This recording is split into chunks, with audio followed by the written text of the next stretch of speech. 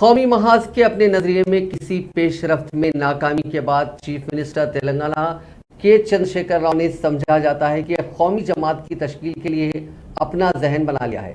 تلنگانہ راشٹر سمیتی کے عملہ کا 19 جون کو اجلاس منعقد ہونے والا ہے، جس میں توقع ہے کہ اس تعلق سے قطعی فیصلہ کیا جائے گا۔ ٹی آر ایس سربراہ جنہوں نے جمعے کو ریاستی وزراء اور پارٹی کے سینئر قائدین کے ساتھ وسیع تر مشاورت کی تھی، سمجھا جاتا ہے کہ بھارت راشٹر سمیتی کی تشکیل کی تجویز پر اتفاق کر لیا ہے۔ الیکشن کمیشن آف انڈیا کے پاس نئی پارٹی کے رجسٹریشن کے اقدامات بہت جلد شروع کیے جانے کا امکان ہے۔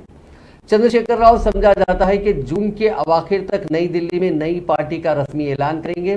ٹی آر ایس کی قیادت بھارتیہ راشٹر سمیتی کے لیے ٹی آر ایس کا نشان کار ہی الاٹ کروانے کے حق میں ہے۔ ٹی آر ایس کا دفتر بھی قومی دارالحکومت میں تعمیر کیا جا رہا ہے، جس کا استعمال مجوزہ قومی جماعت کے لیے کیا جائے گا۔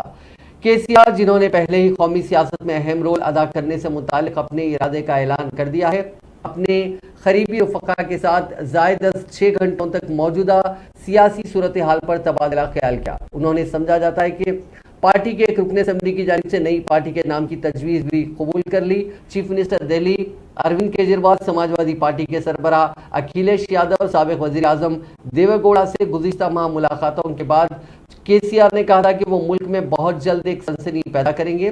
سیاسی مبصرین کا کہنا ہے کہ مخالف بی جے پی اور مخالف کانگریس طاقتوں کو ایک پلیٹ فارم پر لاتے ہوئے قومی متبادل فراہم کرنے میں ناکامی کے بعد کے سی آر نے نئی قومی پارٹی کی تشکیل کا فیصلہ کیا ہے۔ مختلف سیاسی جماعتوں بشمول شیو سینا، ڈی ایم کے، R J D, Samajwadi party اور جنتا دل سیکولر کے قائدین کے ساتھ گزشتہ چند ماہ کے دوران ملاقاتوں کے باوجود بی جے پی اور کانگریس کے ایک متبادل کی تشکیل پر کوئی اتفاق رائے پیدا نہیں ہوا تھا۔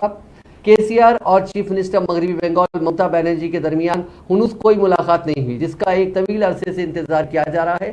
اڈیشہ اور آندھرا پردیش کے چیف منسٹروں بالترتیب نوین پٹنائک اور وائی ایس جگن موہن ریڈی سے بھی ٹی آر ایس سربراہ کی ملاقات نہیں ہوئی۔